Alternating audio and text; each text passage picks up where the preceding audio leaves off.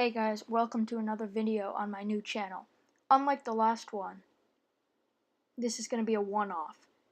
So this is just going to be me predicting the top 10 teams in the English Premier League this upcoming season.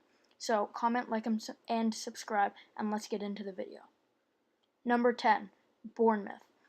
After picking up a solid starting goalkeeper in Asmir Begovic, Bournemouth Football Club will have enough talent to stay in the top 10 of the table at the end of the English Premier League season. They even managed to pick up Jermaine Defoe on a free transfer, giving them some more firepower up front.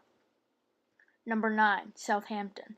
Southampton let a lot of players go this summer, though for the most part not major ones, and only made one signing in the form of Mario Lemina, I think you pronounce it, from Juventus.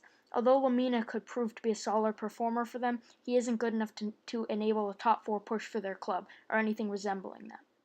Number 8, West Ham. West Ham have had a major summer.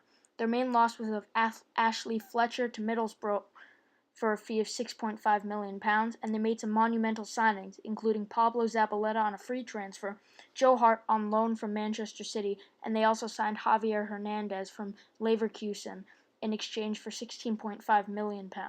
They even nabbed Marko Arnautovic from Stoke for an undisclosed fee.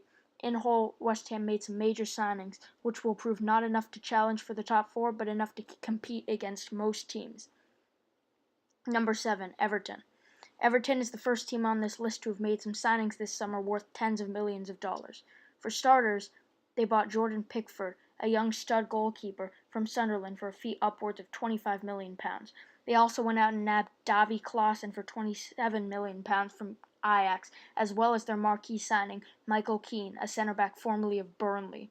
That transfer went for £30 million. Finally, they managed to pick up Wayne Rooney from Manchester United for an undisclosed fee. As a whole, this was a positive summer for them, and one may see them as a team with a whisper of a Champions League qualification chance. Number 6, Arsenal. Arsenal only made one signing of note this summer, of Andre Lacazette from Olympique Lyon in France. Although some may claim that that is enough for them to easily finish in the top 4 of the league, I disagree. This is because while they shored up one position, teams around England bought multiple high-skill players. So I predict that while Lacazette will be good for them, he will not be good enough for them to surpass other English teams such as Manchester City, Chelsea, and Manchester United. Number 5, Tottenham Hotspur.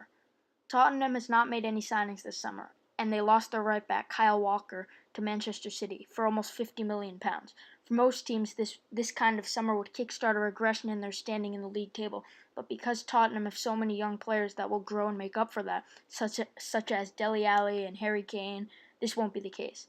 Rather, Tottenham will sit roughly where they have in the past few years, although they won't challenge for the title like they did last year.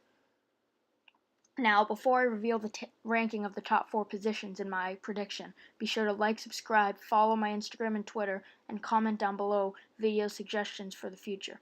Now, on to the rest of the video. Number 4, Liverpool. Liverpool did lose Lucas Leiva, but they also completed the signing of speedy winger Mohamed Salah from AS Roma. This, coupled with their refusal to part with Felipe Coutinho to Barcelona, even for offers of up to £100 million, leaves them with a roster solid enough to compete for the title. Given Jurgen Klopp's success at the helm of Liverpool for the past couple of years, they should continue to improve as a largely unchanged squad and at least put a scare into the top English clubs, if not more. Number 3, Chelsea Football Club. That's right, guys. The champion's going down.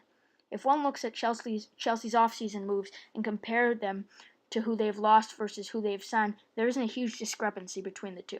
They let Asmir Begovic, Nemanja Matic, and Kurt Zouma go, while they signed Alvaro Morata and Antonio Rudiger, among a couple others. Some say that Morata was a marquee signing, but I would argue that he was massively overpriced, and that he will not perform at a high level in the Premier League, compared to what he did last season in Liga BBVA for Real Madrid. This leaves Chelsea at the same place that they were last year, giving teams around them time and space to surpass them, as 2 clubs will, in my opinion. And the top 2 picks are number 2, Manchester United, and number 1, Manchester City. The 2 Manchester clubs are at the top. Unfortunately, my personal favorite, Manchester United, will not be winning the league this year. Despite making two major signings in Romelu Lukaku for £75 million and Nemanja Matic, as well as a sneakily solid signing of Victor Lindelof, their squad will not be good enough to surpass Pep Guardiola and Manchester City. The attacking power of that squad will be too much to overcome, plus the fact that they signed two very good fullbacks in Kyle Walker and Danilo from Real Madrid. Kevin De Bruyne, Sergio Kun Aguero, and David Silva will lead their squad to Premier League glory in the 2017-18 season. Alright guys, that's the video. Be sure to like, subscribe, and comment down below your prediction of the top 4 standings. Follow my Instagram and Twitter to stay tuned on all of my latest videos. Also, be sure to vote in the straw poll down below who you think will win the Premier League this season. Tweet me, DM me, or comment your ideas of what I should make in the future, or tips you have for me. After all, I'm just an amateur at this YouTube thing. Thanks for watching, and I'll see you in the next one.